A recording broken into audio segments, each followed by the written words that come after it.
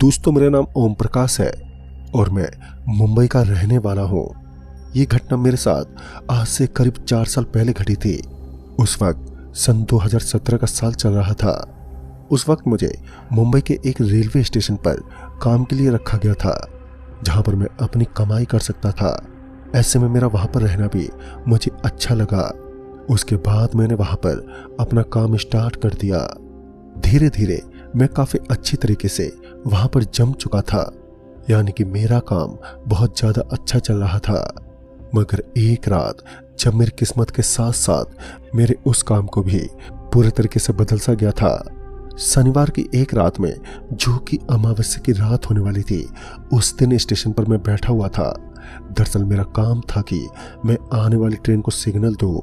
उसके बाद train station पर आई और मैंने सिग्नल से उसे रोक दिया।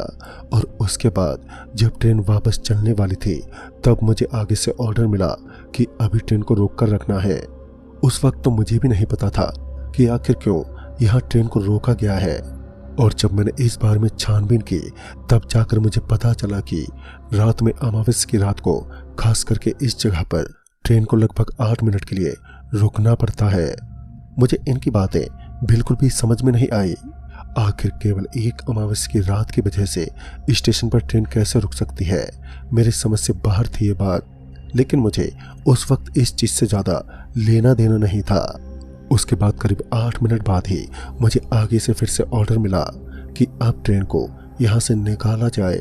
सिर्फ एक अमावस्या की रात की वजह से किसी भी इंसान की इमरजेंसी को रोका जा सकता है, लेकिन 8 मिनट के लिए ट्रेन को रोकना, ऐसा क्या था यहाँ पर। मैं अपने आप में बोलते हुए वहां से बाहर निकला। जब मैं बाहर निकला तो मैंने देखा कि मेरा एक सहकर्मी, जो कि अब अपने घर के लिए रवाना हो रहा था, मैंने उससे पूछा कि आखिर ये सब हो क्या रहा है। सिर्फ 8 मिनट के लिए हम कितने सारे इंसानों का वक्त बर्बाद करते हैं ये लोग। लेकिन उसने भी बातचीत करने से मना कर दिया।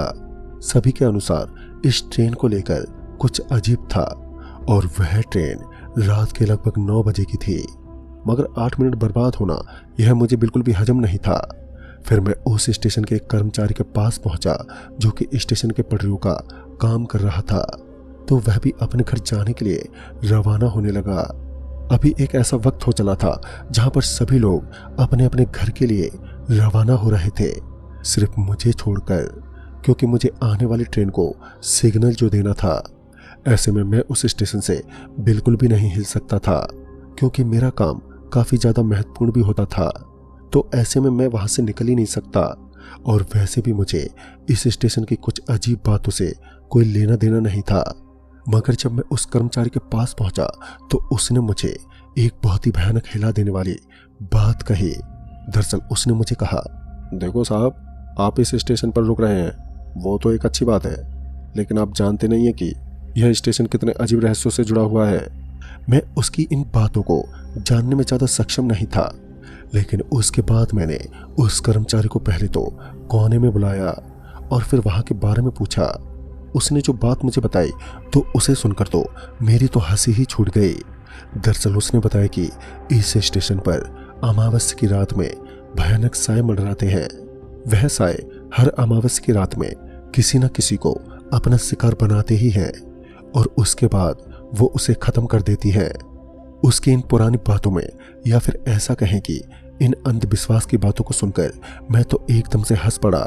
लेकिन अभी तो उसने मुझे रहस्य वाली बात ही नहीं बताई। मैं बार बार उससे उसी के बारे में जानने की कोशिश करता रहा, लेकिन वह मुझे बताने से इनकार कर देता।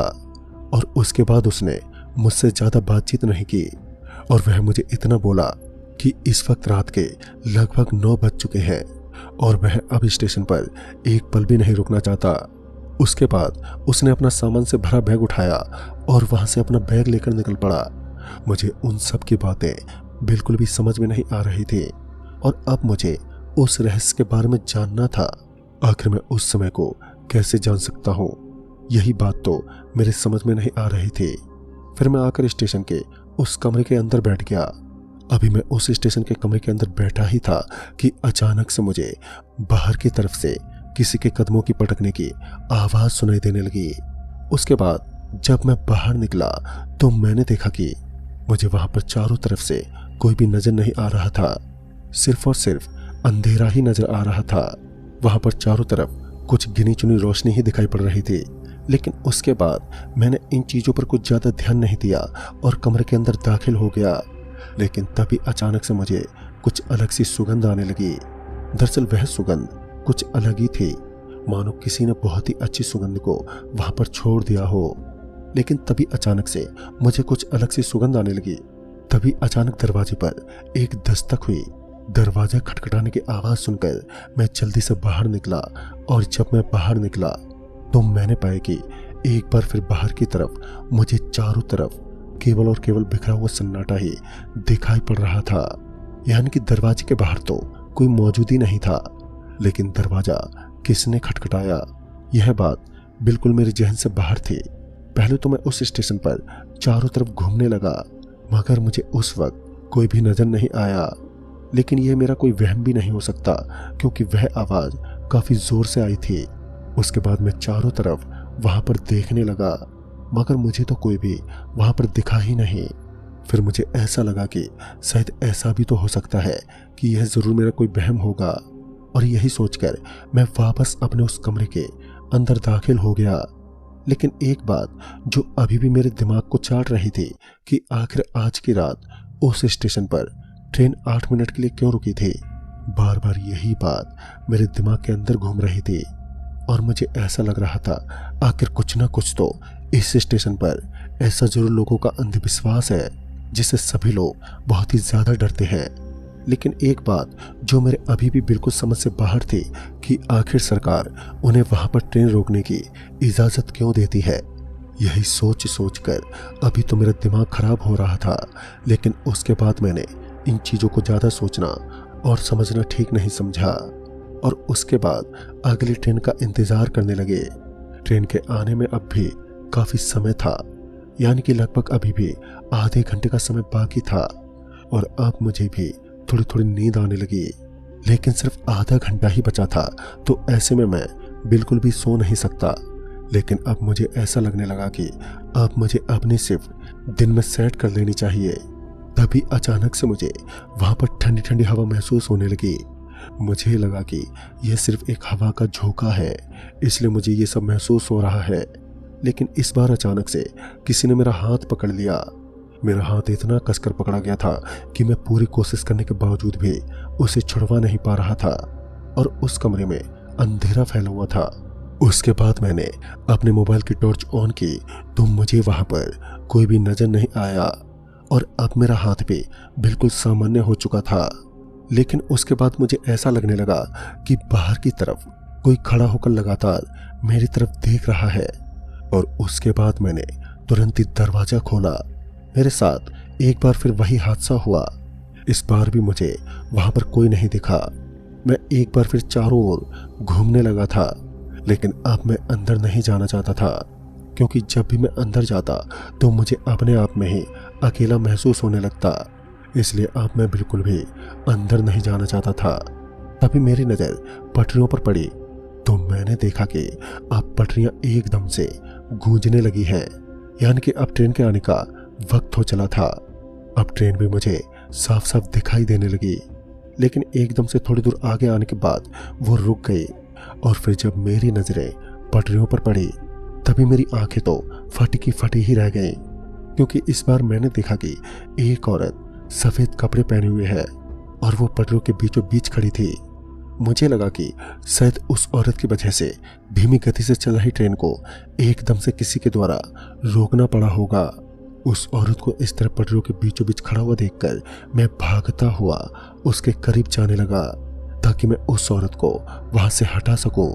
लेकिन जब मैं उन पटरियों की तरफ भाग रहा था तो मुझे वह औरत वहीं पर खड़ी हुई नजर आ रही थी, मानो वह कोई औरत नहीं बल्कि एक पत्थर की मूर्ति हो। तभी ट्रेन की लाइन अचानक से ऑन ऑफ होने लगी। शायद वह किसी चीज का इशारा था और अब मेरे पास मेरा फोन भी मौजूद नहीं था। उसके बाद उस ट्रेन की तरफ अपना हाथ हिलाते हुए अपने आप में ही बोलने लगा, अरे मैं हटाता हूँ इस औरत को पटरियों के ऊपर से। मगर जब मैं उन पटरियों के एकदम पास पहुंचा तो मेरी आंखें खुली की खुली ही रह गईं। मेरे शरीर के अंदर मानो एक तेज बिजली सी दौड़ गई हो।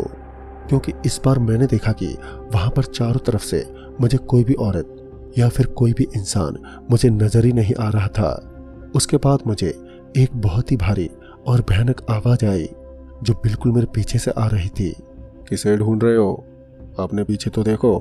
फिर उसके बाद मैं गुस्से से कड़कड़ाता हुआ पीछे पलटा तो डर के मारे मेरा पूरा शरीर कांपने लगा, क्योंकि इस बार मैंने देखा कि जो औरत मुझे कुछ देर पहले जो उन पटरों के बीचों बीच में खड़ी हुई नजर आ रही थी, अब उसका पूरा हुलिया ही चेंज हो चुका था। उसकी सफेद सफेद साड़ी अब खून के अंदर एकदम लाल हो चुकी थी। वह औरत अपनी उन दोनों भयानक डरावनी आंखों से मेरी तरफ घूर रही थी। उसका चेहरा इतना डरावना लग रहा था कि मेरी तो दशा अब खराब होने लगी। लेकिन वह औरत अभी भी मेरे करीब नहीं आई। मुझे लगा कि शायद यही मौका है यहाँ से बचकर निकलने का। फिर मैंने वही किया और मैं तुरंत ही वहां से निकलने लगा। तभी मुझे अचानक से ऐसा महसूस होने लगा कि किसी ने मेरे एकदम पीछे से मेरी शर्ट पकड़ ली हो और फिर मैं हवा में उड़ गया। मैंने देखा कि मेरे सामने की तरफ से कुछ आवाजें आने लगी। फिर जब मेरी नजरें सामने की तरफ एकदम से पड़ी, तब जाकर मैंने देखा कि मेरे बिल्कुल सामने की तरफ से मुझे उस ट्रेन के लोको पायलट के साथ साथ कुछ और यात्री भी मेरी तरफ भागते हुए नजर आने लगे। अब मेरा शर्ट जो मेरे गले के अंदर फंस चुका था, जिस वजह से मेरी सांसें एकदम से उखड़ने लगी। मेरा पूरा चेहरा अब सफेद पड़ चुका था और अब मेरा पूरा गला सूख चुका था। लेकिन तभी अचानक से उनके चिल्लाने की आवाज सुनकर मैं एकदम से नीचे गिर पड़ा और मैं वहीं पत्थरों पर नीचे बेहोश हो गया। फिर कुछ देर के बाद ही जब मेरी आंखें खुली तो मैंने देखा कि वह लोग वहां पर मेरे चारों तरफ बैठे हुए थे, जो मेरे मुंह पर पानी डाल रहे थे। उस वक्त ट्रेन वहां से निकल चुकी थी और कुछ यात्री आज मेरे पास रुकने वाले थे। उनके लिए मुझे काफी खुशी महसूस हुई कि आखिर कोई तो ऐसा है जो हमारे बारे में भी सोचता है। लेकिन उसके बाद मुझे पता चला कि वह यात्री उसी गांव के रहने वाले हैं जहां पर यह स्टेशन पड़ता है। उसके बाद मैंने जब उन सबको मेरे साथ हुई इस पूरी घटना के बारे में बताया, तब जाकर मुझे पता चला कि इस औरत की मौत यहाँ पर काफी सालों पहले हो चुकी है। लेकिन यह औरत अपने देश के लिए अपना बलिदान दे चुकी थी। एक क्रांति के दौरान उसके यहाँ पर मौत हो गई थी। उसके बाद से उसकी आत्मा इसी स्टेशन पर दिख जाती है, लेकिन अमावस्या के दिन वह और भी ज्यादा ताकतवर बन जाती है। लेकिन उस दिन शुक्र तो उन लोको पायलट का था जिसकी वजह से मेरी जान बच गई, वरना शायद आज मैं जिंदा नहीं बच पाता। और उसके बाद मैंने उस स्टेशन से ट्रांसफर ले लिया। तो दोस्तों, इस कहानी में बस इतना ही।